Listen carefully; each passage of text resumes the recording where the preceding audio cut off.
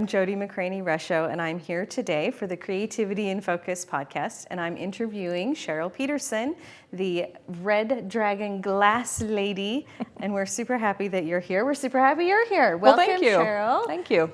I'm happy to be here. Awesome. So Cheryl is a stained glass artist. Tell us what a stained glass artist is about. Well, okay, so stained glass, is creating panels or three-dimensional artwork from art glass. Basically, stained glass is anything from the Tiffany style, which is glass that's wrapped in copper foil and then soldered together, or leaded glass, like people are really familiar with church windows. That's what most people are familiar with. And lead glass is leaded channels, and the glass is fitted between the channels and then cemented in. And essentially, that's what stained glass is. Just that little thing. It's fairly simple. It's nothing. So tell us about designs, right? Because I understand that you have a little bit of a past as a designer. So how does that inform your glass work? Okay, tell us about the design part. You're being a designer. Okay, and then about how my first career was as a graphic designer. That's how I got started in the world of work, as it were. And it really helped me learn how to do stained glass, because there are limitations to what you can do with stained glass, how you can cut glass. Glass has a tendency to break if you cut it wrong. You can create weaknesses in the glass if you're cutting angles that are bad. You just have to know what the glass can do. And having a design background, it made it so that I didn't have to rely on other people's patterns. Once I learned how to do stained glass, everything I've done since then has pretty much been my own design. That's wonderful. Let's tell me about this particular one. I'd love to get some detail on this one if we could, just so people can see how intricate this is. And tell me about the process, like the inspiration behind designing this and well, tell me all about it. It's been so long ago, I almost don't remember. No, no, that's not an allowable answer. Try again. Try again, okay. Well, this is, after I took my first stained glass class, this is the first piece I designed after my first class. So this is technically my second piece of stained glass. And it took me a very long time to design it, because I started from this inside section, carefully designed this element, and then worked my way out, keeping in mind, where to put breaks in the glass, where to put, design elements that would give it strength in the structure, and then also giving it, a nice frame and nice design elements to give it interest.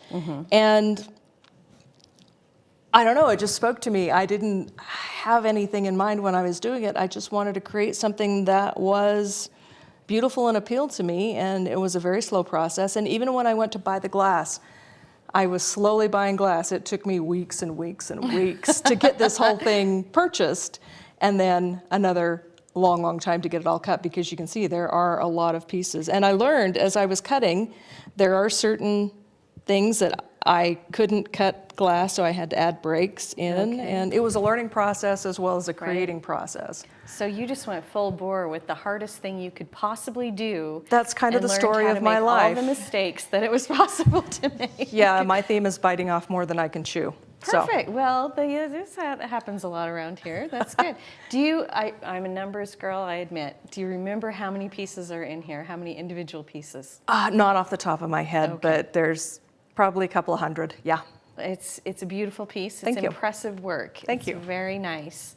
So tell me a little bit about Red Dragon Glass. This is your business. Right. And what is it? Tell me about what you do there and what your business does. Okay, well, ideally, I would be making stained glass panels all day, every day. But the demand is just not there for me at this moment. So I create any kind of stained glass for whatever purpose people ask me to. And just yesterday, I made a tiny little dragonfly that was only 3 inches wide, because that's what I was asked to do. And I have to ask, who asked you to make a 3-inch dragonfly? My nephew, who does taxidermy, he needed a dragonfly to add to a taxidermied fish he did. So a non-traditional stained glass project right there, added to a taxidermy project. That's terrific. So tell me about some other projects that you've done. I did 2 very large windows for a local quilting retreat. It's a store that has classrooms and rooms that they rent out, and they have weekend retreats where people can come and have big classes. And when they were building this large retreat, it's a big rustic building, and the woman who owns it loves stained glass, and she hired me to build 2 large stained glass panels that looked like quilts. That was one of the biggest projects that I ever did, and it was fun working with her and choosing quilting motifs and then choosing glass and coming up with an overall design and then putting it all together and working with the contractor to find out the sizes and then finding out that they didn't fit. And Ouch. yeah. Yeah, in fact, one of them, some of the glass was broken in the installation process, so we had to do repair on site. It was a huge project, but I loved it and enjoyed it, and it was the greatest experience that I've had so far as a stained glass artist. So I have one project that's permanently installed in a building, and it's a different feeling having so when you walked in this building for the grand opening, tell me what that felt like to see that artwork being unveiled. It was an incredible feeling when they pulled down the paper that was obscuring the installation. You know, they pulled it down and people gasped. And wow. I got a little misty-eyed. It was like, oh, that's me, and that's going to be here for as long as this building is standing, and I don't ever have to repair that again. Which was probably the best news of all. Right. But it's a wonderful feeling to know that your legacy will live on, you know, for years and years and years in an installation in a building like that. And people, I get comments from people who know that I've done that and go to the building and see it. And it's just wonderful to hear how much people love the art that I've done. And it sounds like this is changing people's views and enriching their lives Yes. every day, which... Right, and you know, most people, they think of stained glasses, and like I mentioned, they think of stained glass in churches. And you know, it's right. nice when people see that that's not the only place it is. I've done custom panels that are in homes, and they may or may not have a religious theme, but it's not just churches. You can put stained glass anywhere. So you mentioned that there are a lot of stained glass windows in churches, and I believe, and I'm sure you can tell me, but were churches the original place that stained glass windows? Do you know? You know, I think that was one of the first uses, and it was because, you know, the windows were so large and they needed to put small pieces in, and they weren't necessarily representative of images. They were just colored glass that were put together. Okay. You know, I could be wrong, so if I'm wrong, please Don't tell us. don't tell me. I want to live in my dream. Yeah. That's wonderful. So now you also do, so we've talked about your big panels, which is very exciting, and I think you have another panel here to show us, so let's look at that. And this one is particularly intriguing to me because it has so much texture. Talk to us about that. Right. One of the things I like to do is experiment. I see other people's work and I see the different methods that they're using, and I like to experiment with other people's methods and make them my own. That was one of the things when I was taking art classes at the university. One of my instructors said, you know, find somebody whose work you admire, learn to do it, and then learn to interpret it and make it your own. Okay. So that's perfectly great art advice. I love that. Exactly. And so I took, you know, textured, it's called artistic soldering anyway. Okay. And so that's the textured part of this, Yeah, right? you know, and it's like if if you're not an awesome solderer and you don't get a nice smooth bead, you can, you know, do it on purpose, incorporate the kind of knobby look into your art and, you know, call it art. And you know, including pieces that you found. I know that there's a woman I'm familiar with who will make lampshades out of seashells. Oh, goodness. And stones that she finds on the Oh, beach. so it doesn't necessarily have to be glass. You can Right. incorporate that is very interesting. Exactly. If you can wrap foil around it, then you can put a piece you can put it in a glass piece. And presumably, so what kind of heat do these pieces have to survive?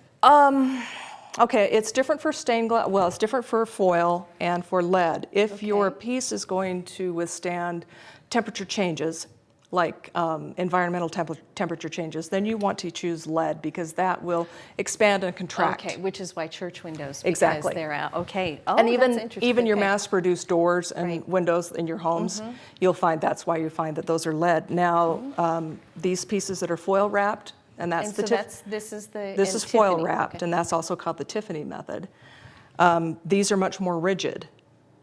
So they don't withstand temperature changes. Okay. So you don't necessarily want to put these in a door. You slam a door, a piece like this will break. I did not know that. Yeah.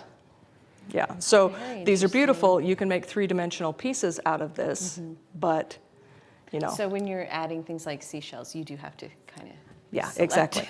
So if you were to put this in an exterior window, you'd want to make sure that there was a piece of glass in front of it, that this was just butted up against it. Okay. Okay. Got it. So isn't this interesting? I love this. I'm learning so much. So I now when you thought I become, knew when you everything become a about stained glass glass, artist, and you'll know I did everything I not, know, right? Perfect. Yeah. So now, we've talked about how you do custom panels and you've done installation work, but Right. do you also do events and I do. shows? and- I have done Renaissance fairs, which those are just fun because you get to dress up. And I also do Scottish festivals. I do open houses here and there. And in those cases, I do small items, mostly fused glass. Okay. Stained glass items, well, we can look at this Let's look. Oh my goodness, okay. No breaking. If you're Yeah, going to don't break- break anything, break your own stuff. Yeah, That's the exactly, rule. because then I get mad at myself. You know, I make little things to sell at festivals. Okay, and So tell me here- about this guy. He okay. is adorable. This is a dragonfly made out of a baby fork. The first ones I made were made out of full-size forks, and they were like much bigger. That is hilarious. And I had a lady come up and say, "Well, could you make smaller ones?" And I thought, "No, I don't really want to." And yet, here you are. But here I am making almost exclusively tiny dragonflies on baby forks. On baby forks. So, how many of those do you make on average in a year? Maybe 50.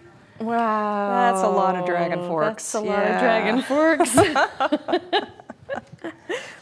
So we have a question here from Barbara, and she wants to know what you mean by foil wrapped. That's a good question. Good question, Barbara. Foil. Okay. So foil is an adhesive back foil tape.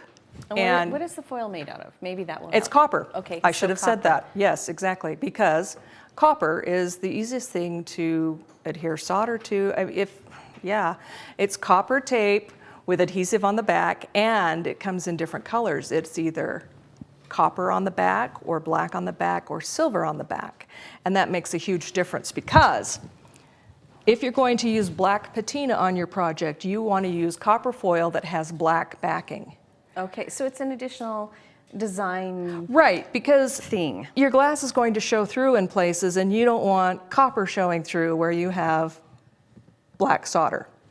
So on this piece, because I was using copper patina, and don't let it fool you, just because I use copper tape, once you solder it, you still have to patina.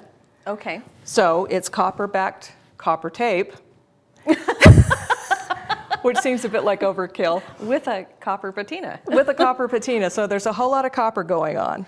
So tell me a little bit when you say wrapped, because the first thing I picture is a gift, of course. Right. But that's not really what's happening. How much of the glass do you wrap? You just wrap it along the edge. Most of the tape I use is generally 7/16 of an inch wide. You put the edge of the glass on the tape, and then, well, Okay, I can't so- really do it with my hand, but, and then It's just a very just a over very the edge. just a very thin edge, because you Okay. just want enough for the for the solder to hold on to. Right. Okay, so let's talk about your dragon fork for a moment. Okay. How do you attach the fork? I mean, is it soldered together, or do you have a different fabrication method that you like? Let's look at it again. Because we're adding like interesting elements to the glass, or adding the glass to other elements. And I'm interested in that, how that works. So this is soldered, Okay. but because it's kind of weak, it's structurally, there's no reinforcement like a frame. Okay, so you solder it, and then you wrap wire around the outer edge to reinforce it. And then, once again, you come back with wire and attach the fork. This seems with like wire. a lot of work. There's a lot of work involved in these, and the loops are also wire. Okay, goodness. So wire reinforcements all the way around. Cheryl, that's a lot of work. Well, you want it to last, right? Wow. The goal is for it to last 50 years. Wow. Okay. Because I don't want to have to be the one that repairs this. Okay, don't forget that this is an interactive interview. It's not just us. If you have questions, Please ask questions. Please ask questions. There's a chat below the video where you're watching, wherever you're watching, if you're on a tablet or a phone or your computer. And please share with your friends. We love to know that there are lots of people out there watching us, and we love questions. Eventually, I will probably run out of questions, so it would be really helpful if you send me questions. Oh, let me jump in. I did say... Please, jump in. I think I'm making it sound like I don't ever want to repair anything. Repair is something I also do, which is not something every glass artist does because it's difficult. And I believe that you have some special training in repair. Is I that actually correct? took a course in stained glass repair just this past year and got a certificate. Did you learn a lot? I learned a lot, about how to glue broken glass back together, how to how to properly and safely take a stained glass piece apart, because there's all sorts of noxious chemicals involved in the process, and when you're taking them apart, you're basically putting them up in the air again, and it needs to be managed. There's all sorts of dust and debris that have to be handled. Otherwise, you're breathing them in, and that's never good. Right, so this is a whole nother level of dust above and beyond glass. It's not just a skill, there's also safety that needs to be addressed as well. Yeah. So we have a comment. Gretchen Peterson says, Jodi says this seems like a lot of work, and I laugh. Okay, fair enough. I've had a lot of glass artist friends actually get out of stained glass for that very reason. They think it's too much work, and they get into fused glass, which is also a lot of work, but it's a different kind of work. We talk about that. You and I talk about this a lot, and we talk about this a lot, where there's always work. So it just depends on where you want to do the work. Right. Do you want to do it up front? Do you want to do it at the end? But there's always work. Yeah. And Julie asks, how long have you been doing glass? 13 years now. So is that stained glass for 13 years? That from my first stained glass class until now, yes. Okay. And you also do? Fused glass. Fused glass. How long have you been doing that? 12 years? So I got into fused. There's a sharply delineated line in her mind. Well, no, and there was a reason. I got into fused glass. I took my first fused glass class because ultimately I wanted to learn how to paint on glass. Okay. And the woman I took all my classes from recommended that I take fused glass classes to learn how heat affects glass.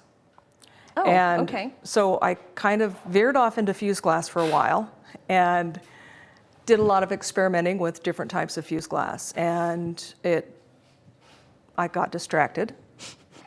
And then eventually I did learn how to paint on glass, but it was very, very helpful to understand the process of fusing glass and the chemistry involved in that as well, because there's a lot to learn there. There is a lot to learn there. Yeah. I'm still learning things there, and I'm going to be learning stained glass here pretty soon. There you go. As well. So tell me about, can we look at the adorable dragon? Yes, we can. Okay, I need to see the adorable dragon because it really is adorable. We'll have him do a 360 here. And Barbara asks, how did you actually get started in stained glass? Are there community classes that you took to start off? Okay, I've got tons of shaggy dog stories about how I get involved in things. I don't know what a shaggy dog story Those is. are the long, involved stories that people usually get bored by okay. the time you get to the end of it. Maybe you could give us a not very shaggy dog. Okay, I worked near a local local art glass store, and they had a big banner on the front that said, "Ask us about stained glass classes." And I had a friend who did stained glass, and I thought, I'm intrigued, so I walked in and I asked, and, And the next thing you know, I'm taking a class. Right. And there are lots of local community colleges, lots of places that will teach stained glass. I'm sure if you just Google it, you can find out. Depending on where you are, there are tons of places that you can learn. Awesome. Gwen says, you're motivating me to get my glass stuff out of the cupboard after 10 years. Do it, Gwen, do it. I bet, Gwen, that you have some glass in there that's not available anymore. Yeah, I bet you've got And- some pieces that you right? just shouldn't use because you can't replace it. Oh, no, she should use them. I've got a ton of stuff that every time I look at, it's like, well, I'm saving that for myself. Fair enough. Save the beautiful stuff for yourself. But do it, Gwen, do it, do it. So tell me about the dragon. We looked at it and then we got a little answered distracted. some questions, but tell me about the dragon. Okay, this dragon is a pre-shaped little body. Thank goodness, because I'm not quite that talented. And then you make the wings and attach the wings. And I mean, okay, this is like stupid simple. Well, okay, you say that. Well, yeah, but because I I've made a ton don't- of them, right? But I don't. Yeah. I don't think that it's stupid simple. I see something that looks like it has to be carefully soldered together and balanced and is very tiny pieces. Well, the beauty of this dragon is it rests on two of the points, so this is much easier to make. I make several different kinds of dragons, and I finally found a tiny little vise, because the hardest part is you're holding this dragon in one hand in a welding glove, because hot solder is dropping into your hand, and trying to, you need 3 hands, and since I don't have 3 hands, you're soldering it together and trying not to burn yourself, and yeah. But basically you just cut the wings out, put them together, and then attach them to the dragon body, but you've got to make sure that the dragon body gets hot enough that the solder adheres to it without melting the dragon body, because it's lead and has a low melting point. But wait, it really is simple, I promise. I like this project. It's exciting.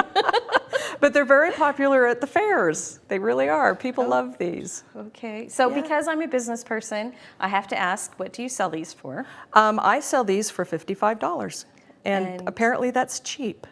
I think it's cheap. Yeah, but you kind of have to know your price point, what people are willing to buy them for. I was selling them cheaper, which was way cheap, and they were flying off the shelves, and I wasn't making enough money.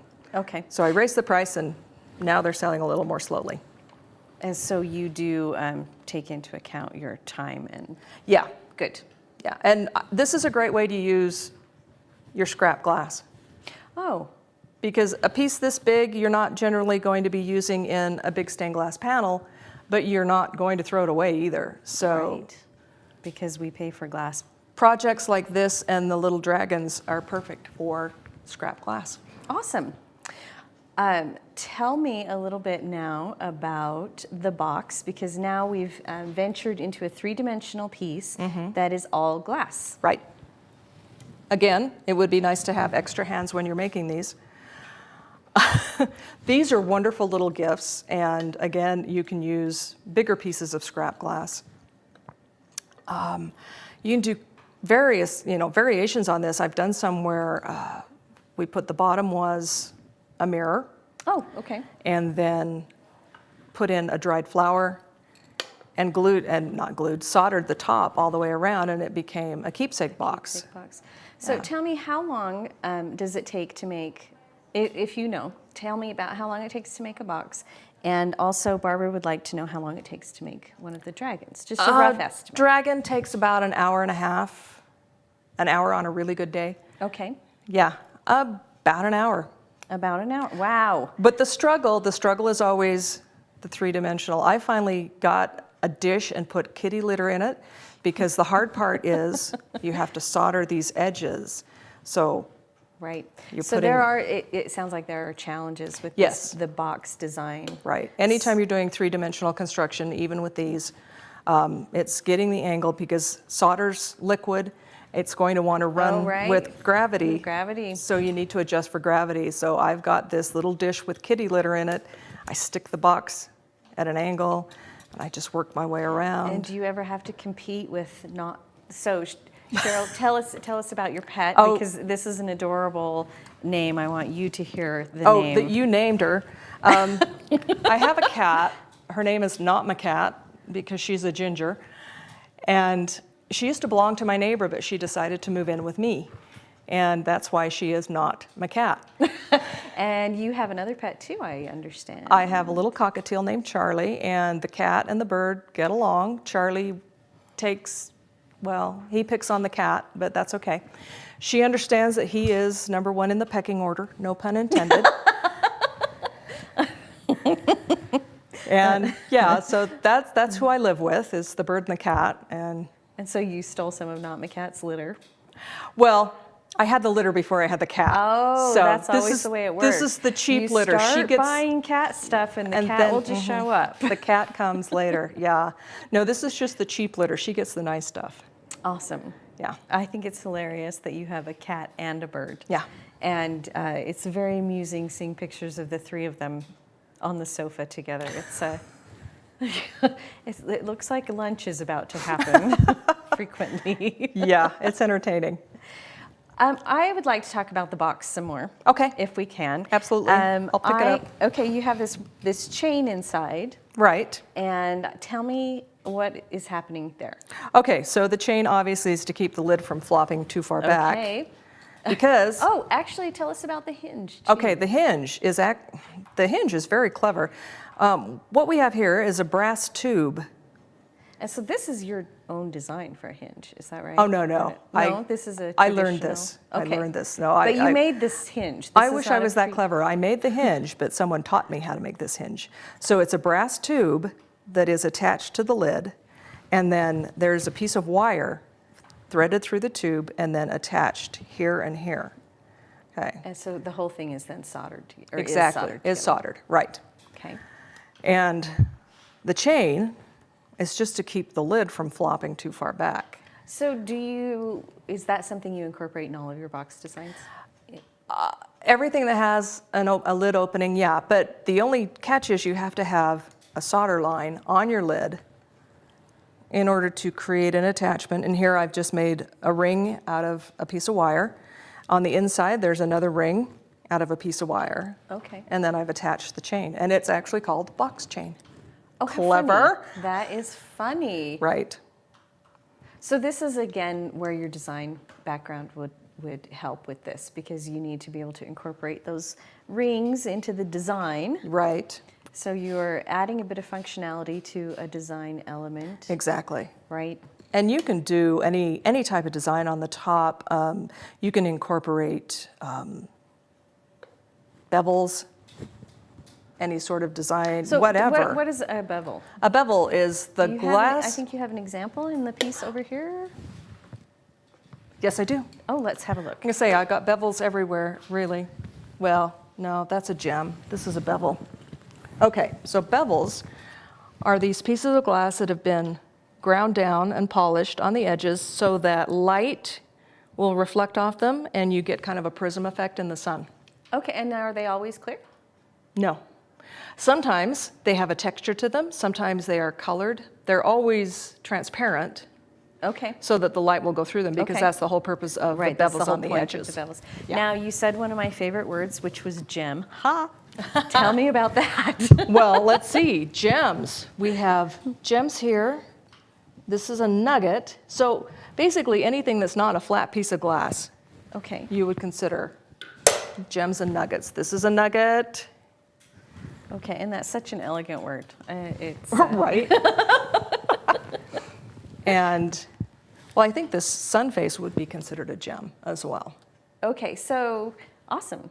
So Yeah. these are just things that are Just random elements that you can include in your glass. Generally, they're they also have made of their own glass as name. well. okay. And then do you make some of these elements? Can you make some of these elements? I have made them myself in the kiln. That's what fusing also helped me with. Okay. I have done some pieces that had animal eyes. Ooh. Yeah, I did some yard art. There was a flamingo that needed a bird eye, so I created a black and white bird's eye. Nice. Out of glass in my kiln. Sometimes it's a little bit, you're taking your chances on what you're making because you don't know exactly how large it's going to be. So you have to make several all at once to make sure you get the right size. Yeah. I am familiar with this problem. Yeah. Yeah. Right. Awesome.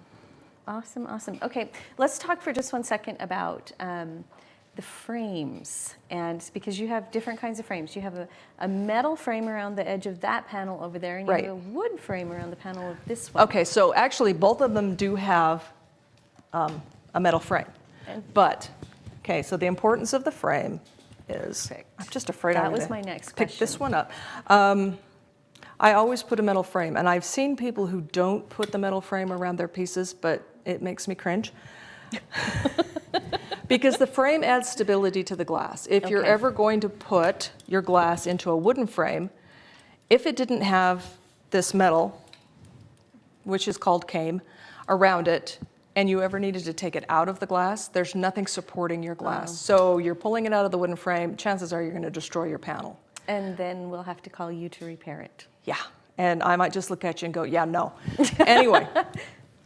This is cane. What I used here is copper, made out of copper. It's called adjustable U-cane. And so it's got a channel that's adjustable so it fits over the glass, and then you just attach it at your solder point. You know, you can see the solder points. Okay. And what I've attached here, little hangers so that I can add chain and hang it. And then in this case, because it was a larger piece, I added the wooden frame for additional support. Okay, and then I see that you have some hanging hardware here. What are a couple of things that we need to remember about frames? Glass is heavy. Right. So if you're going to hang your glass from a wooden frame, you know, when you buy a frame, you might be able to put your glass in a pre-bought, pre-purchased frame. Don't use the little sawtooth hanger on the back and think that will hold your glass, because it's not going to. It's not going to. Your glass will be falling from... And can I just go buy a frame at... You know, you could, but you want to add a nice sturdy hanger. Okay. And I always use eye bolts. If I'm doing a wooden frame, I'll screw an eye bolt into the side, and then just a little jack chain. You can get jack chain at any hardware store. Okay. So Sandy King Giddle said this would be a good time for me to start playing with my creative side and pull out my supplies. You're already halfway there, Sandy. So it sounds like there's a lot of people who have their supplies stored away. I wish you would get them out of storage and start using them. Laura Heiserman asks, what type of kilns do you like to use for your fused work? I started with a small scut kiln. It was 16 inches around.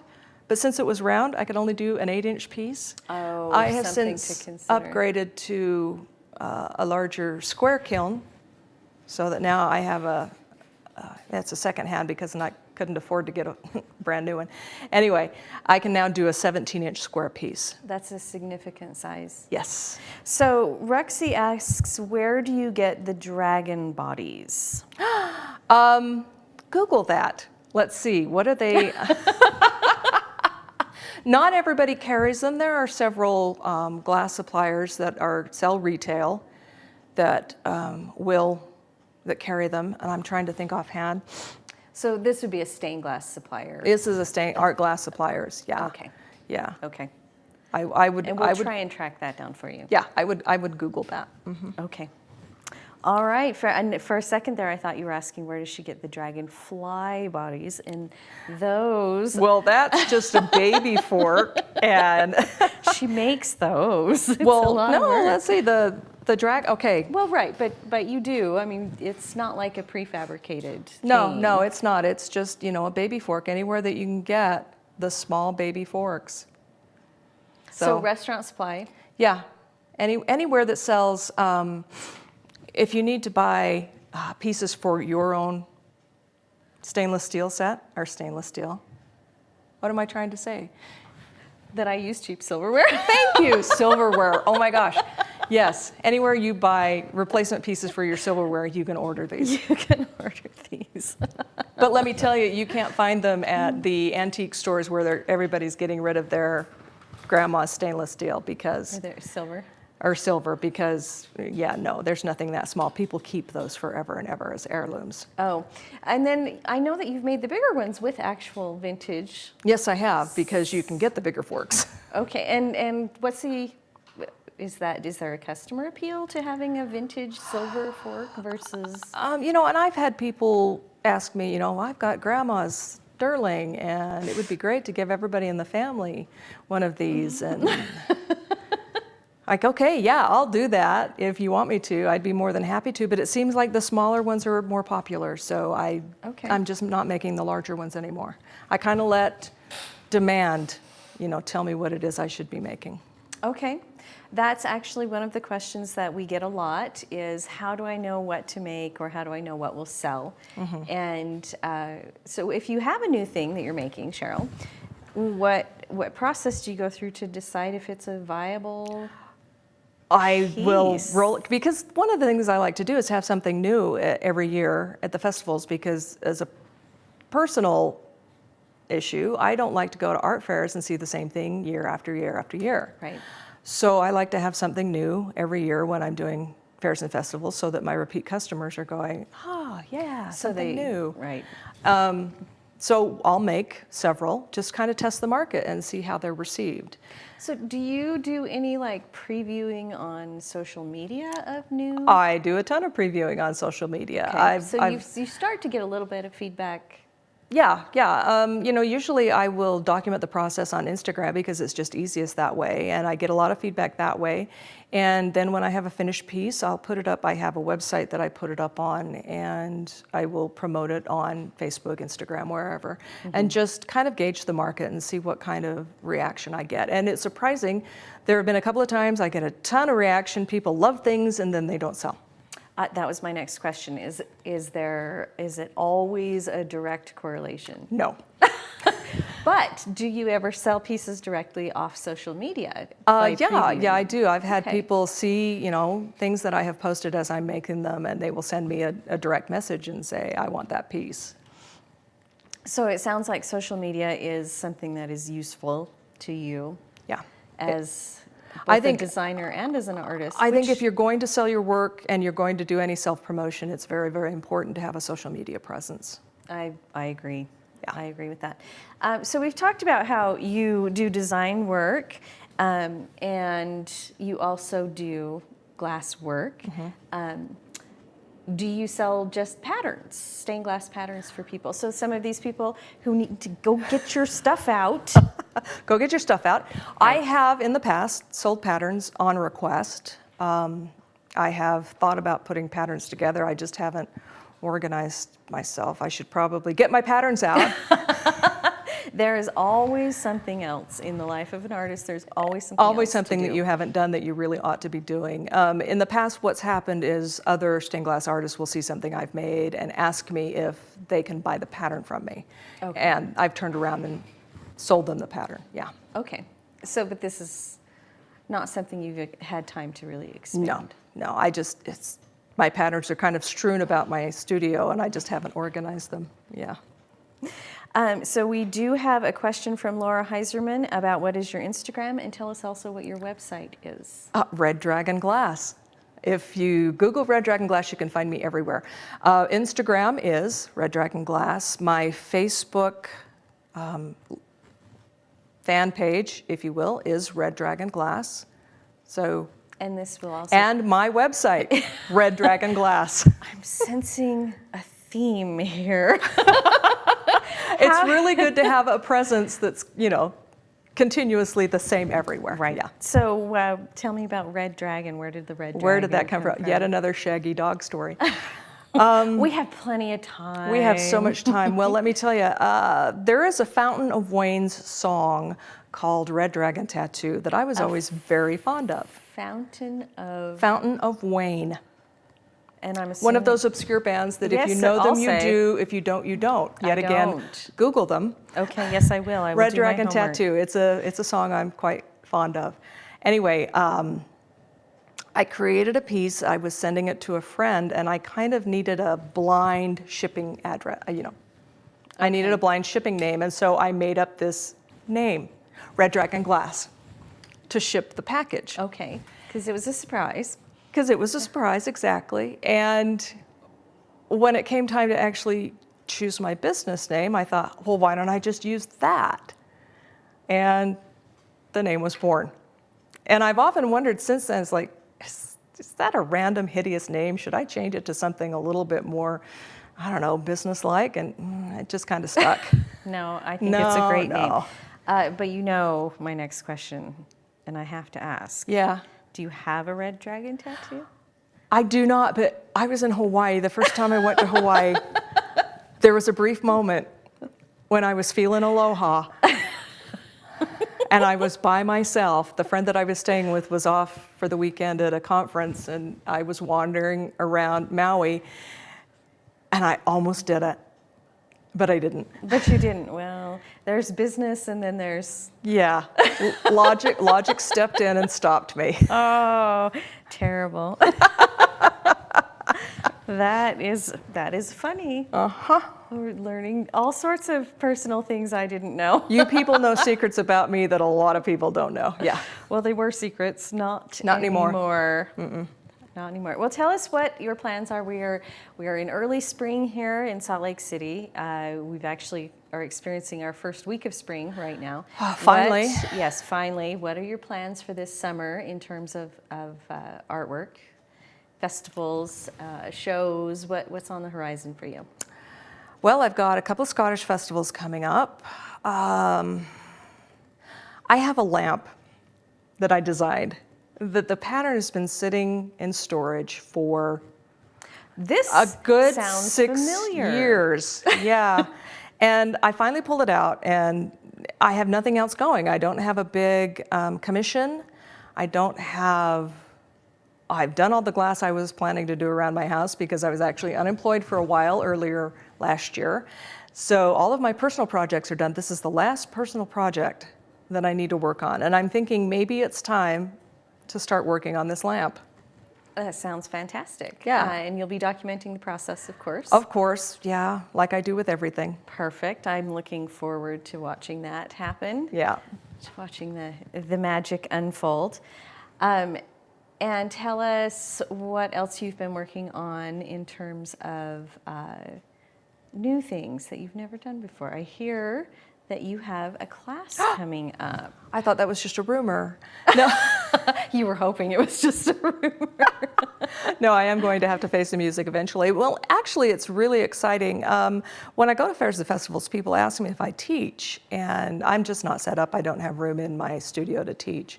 And I got this great opportunity here at Curious Mondo to teach beginning stained glass. So, April 2nd, 3rd, and 4th, I'll be teaching beginning stained glass. So. And I believe that you can register and reserve your seat now for that. Please do. Please do.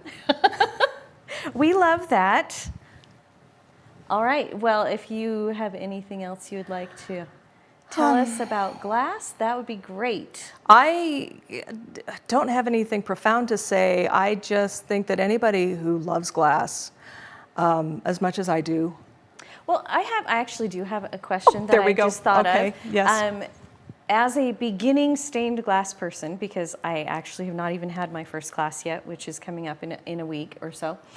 When I'm choosing glass, Yes. as a beginner, what kind of things do I need to know about, like, choosing glass? What should I watch out for? What should As a beginner, if you're not familiar with cutting glass, at least I know you're familiar with cutting glass, so it's not going to be a huge challenge for you. I would stay away from heavy textures. You can see this piece has textured glass on it. Right. And that is a huge challenge to cut if you're not familiar with cutting glass. Okay. Other things you should know when you're choosing glass, that really expensive hand-rolled glass is something you might want to shy away from at first because it's really expensive. And like these pieces here, I had trouble cutting them, and so matching the pattern and the design, when I miscut the glass and it broke, and yeah, there were a lot of tears shed and a lot of swearing. So until you get your feet wet and you're really, really comfortable, stick with the cheaper glass. Anyway, some is easier to cut than others. If you feel comfortable and you want to just go to town, that's fine. But some glass will make you hate life. I'm just saying that right now. And what kind of equipment do I need to start?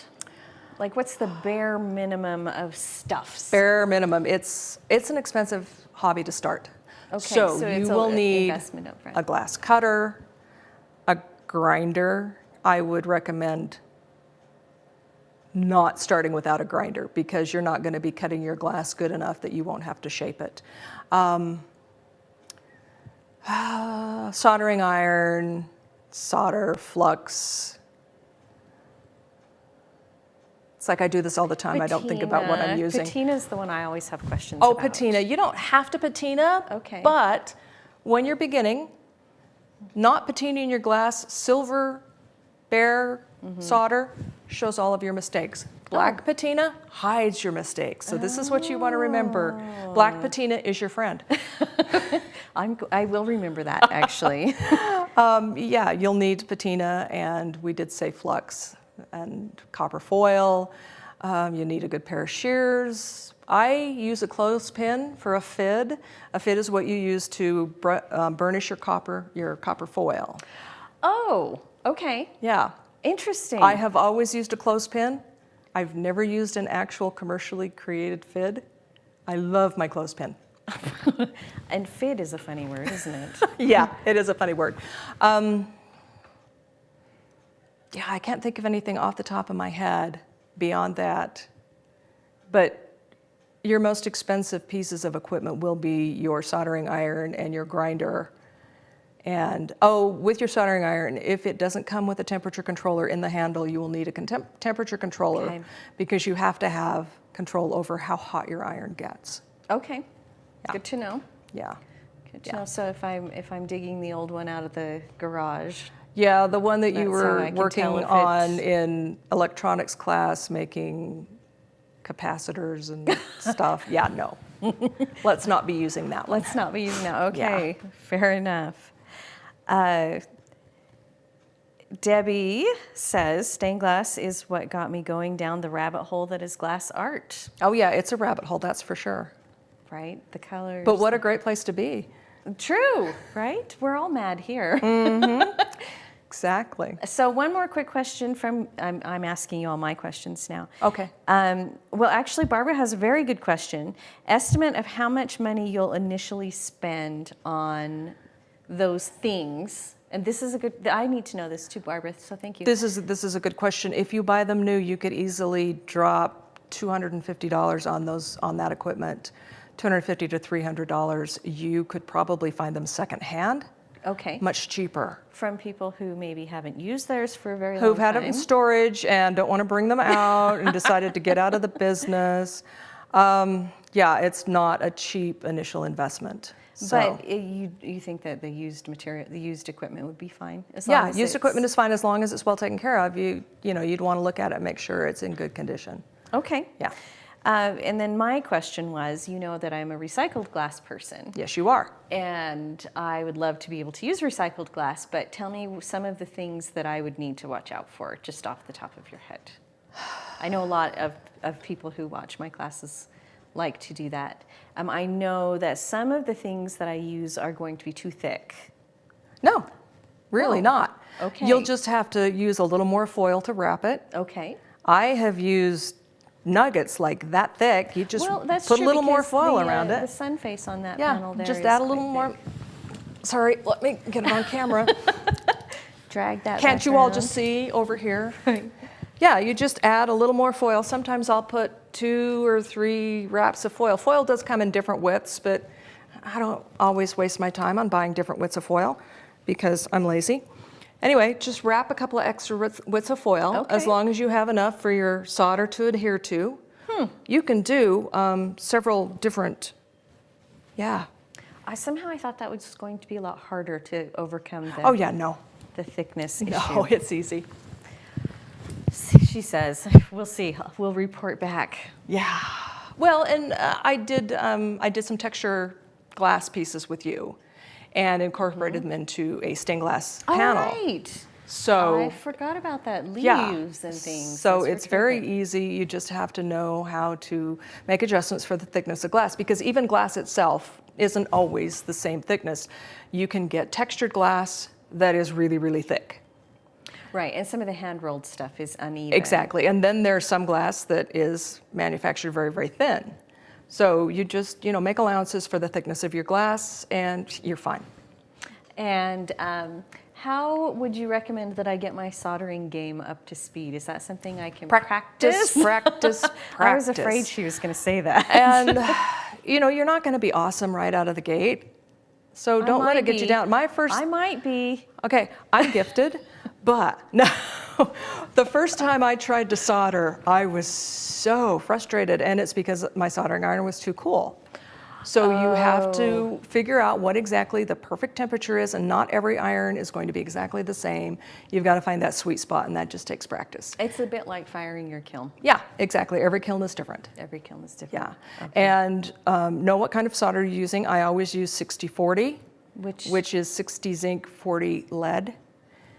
Yeah. And can you use lead-free solder? Yeah, you can. But She says hesitantly. yeah, you can, if lead is something you're really, really, really concerned about.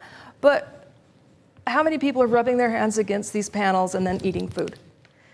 This is not really a huge. That no one is. This is not a huge safety concern. Okay. So- And you'll, of course, be covering all sorts of safety issues. Absolutely. In your class. I will talk about handling lead and the different chemicals that you use when you're doing stained glass. And you'll have examples of all sorts of amazing things for us to see and learn. Yeah. It'll be like a party. All sorts of strange and wonderful things. Right, exactly. Well, Cheryl, thank you for being here with us today. Well, thank you for having me. Creativity in Focus podcast. Thank you for being here. Please join us again next week. And don't forget to register for Cheryl's beginning online stained glass class. Tell me the dates again for that. April 2nd, 3rd, and 4th. Wonderful. And we will be making what? We will be making a panel that's about yay big, 29 pieces, easy. Awesome. I'm looking forward to it. I will be making this panel also. I'm very excited to be participating in this class. Yeah. So I appreciate you being here. Again, I'm Jodi McRaney-Rusho, and I'm here at Curious Mondo with the Creativity in Focus podcast. Thank you for joining us. Please come back next week. Please share with all of your friends, and of course, send in your questions. We appreciate you being here with us. And with that, I think we'll say goodbye and see you next week.